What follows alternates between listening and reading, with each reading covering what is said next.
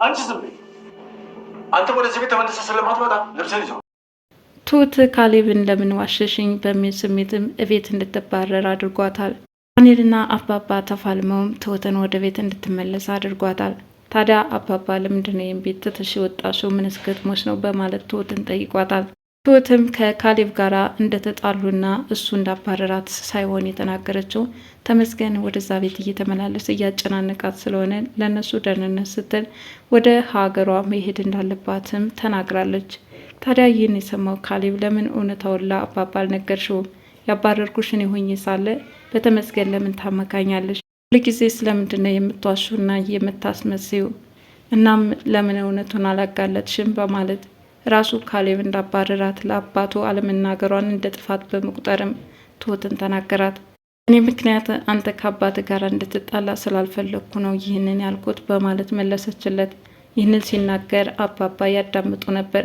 ጭራሽ ልጄን አንተ ነው ያባረርካት? እኔ እኮ ተመስገን መስሎ ነበረ። ለአንተ ስትል ጠበቃ በቆመችልህና በረዳችህ ጭራሽ እሷን ጥፋተኛ አድርገህ ስትናገር አታፍርም? ቤቴን ለቀህ ውጣ በማለት አባባ በጣም መረር ብለውበት ካሌብን እስከ ማባረር ደረጃ ደርሰዋል። ተመስገንም ትሁትን አሸንፎ ወደሚፈልገው ቦታ መውሰድ ስላልቻለ ቲናን ጥምድ አድርጓታል። ምን ነው እነሱን አሸንፎ ትሁትን በእጅ ማስገባት ቢያቅትህ እኔ ምን አደረግኩ እያለች ነው። ሆኖም አሁን በሆነ ባልሆኑ እየተነጫነጭና እሷ ካጠገቡ ስላለች ነገሮች እንዳልተሳኩለት አድርጎም እየወቀሳት ነው። በዚህ ምክንያት ቲና ክፉኛ አጣብቂኝ ውስጥ ገብታለች። በትሁት መያዝ ክፉኛ ደስ ቢላትም ነገር ግን ነገሮቹ እንደጠበቆቻቸው ሳይጠናቀቁ ቀርተዋል። ትሁት ድራማ ክፍል ምን አዲስ ነገር አለ?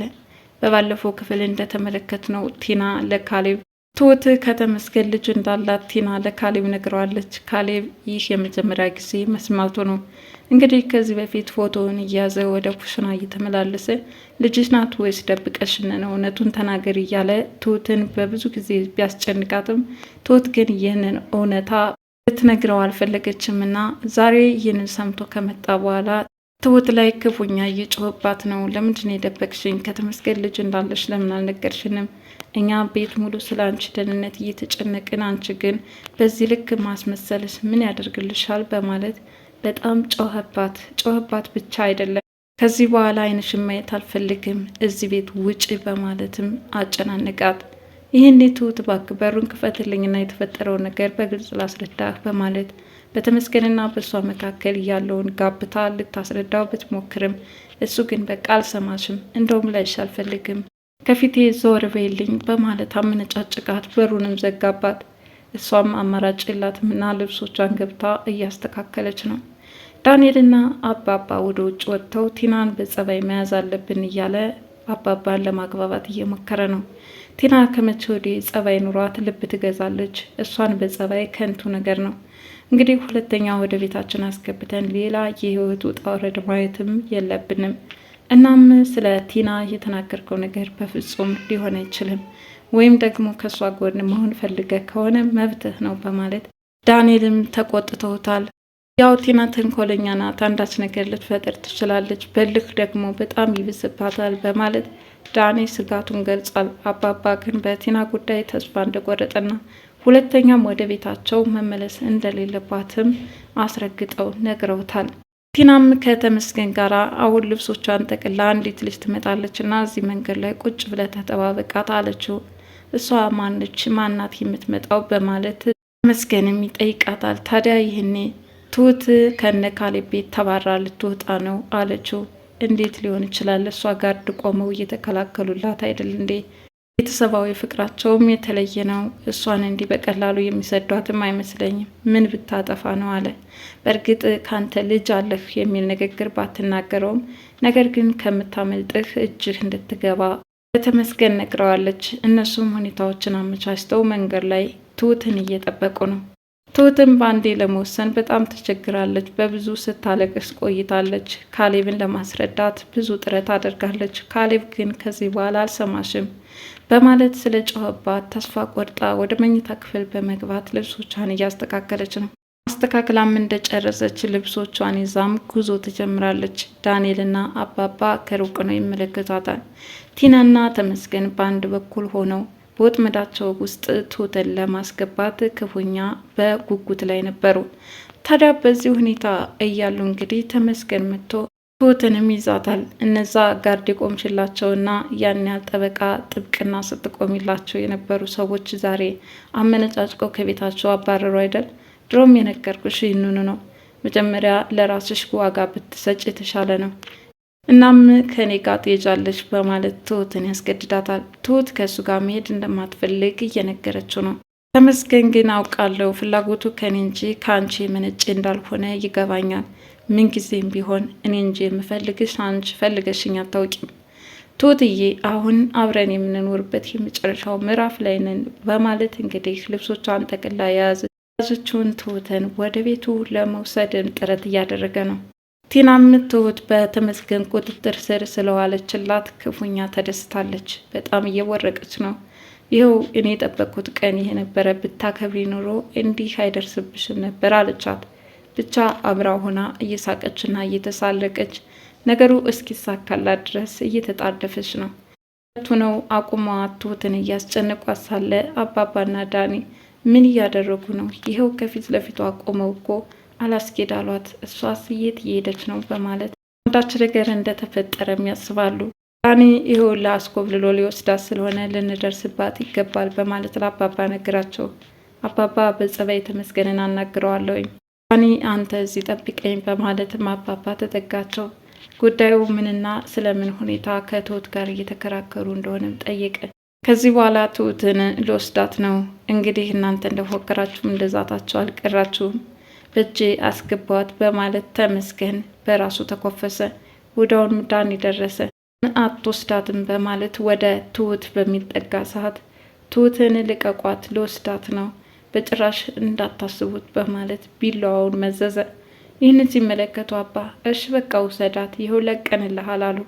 ይህንን ባያደርጉ ኑሮ ጉርቧን አንቆ ትሁትን በገደላት ነበር። ባባ በሲስተም ነገሩ ገባቸውና በመጨረሻም ለማሸነፍ አስችሏቸዋል። ጉርቧን አንቆ የያዛትን ተመስገን ይኸው ለቀንልሃል፣ በቃ በሰላም ውሰዳት፣ አነካትንም ልቀቃት በማለት ተመስገንን ነገሩት። ተመስገንም ሀገር ሰላም ብሎ ወደ ቤቱ ይዞ ለመሄድ ሲያስብ በትንጆቹን ለቀቃቸው። በዚህ ሰዓት ትሁትን ወደ ኋላ በመመለስ ተመስገንን በቦክስና በጡቻ ብለው መሬት ላይ ዘርረው በአሸናፊነት ተጠናቆ ወደ ቤታቸው ይዘው ይመለሳሉ። ተመስገንም እንደምንም ከወደቀበት ተነስቶ ቲና ላይ ይጮሃል። እነሱን ማሸነፍ ሲያቅተን የምን አደረግኩ? እኔ እኮ ነገሮችን አመቻቸውለት ትሁትን ከእጅ እንድታስገባ ነበረ፣ አንተ ግን ወንድነትን አልተጠቀምክበትም በማለት ትንጨረጨር ገብታለች። በእርግጥ ጉዳዩ ስላልተሳካ እሷን ቢሆን ተናዳለች። ምክንያቱም ትሁት በተመስገን ቁጥጥር ስር ሆና ስቃዋን እንድታይ ካላት ፍላጎት የተነሳ በጣም ከተመስገን በላይ እየተንጨረጨረች ነው። ተመስገን ትሁትን ምንም ሳያደርግ በጸባይ መያዝ ማለትም ሚስቱ እንድትሆን ስለሚፈልግ ያን ያክል እሷ ላይ ጉዳትም ሆነ ምንም አይነት ነገር ማድረግ አይፈልግም።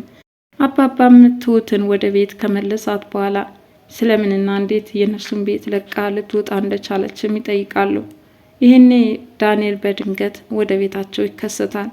ዳኒም ድንገት መጣው መሰለኝ በማይመጣበት ሰዓት ለማንኛውም ይቅርታ በማለት የሚሄድበት ቦታ እንዳለ ተናግሮ ወዲያውኑ ይወጣል።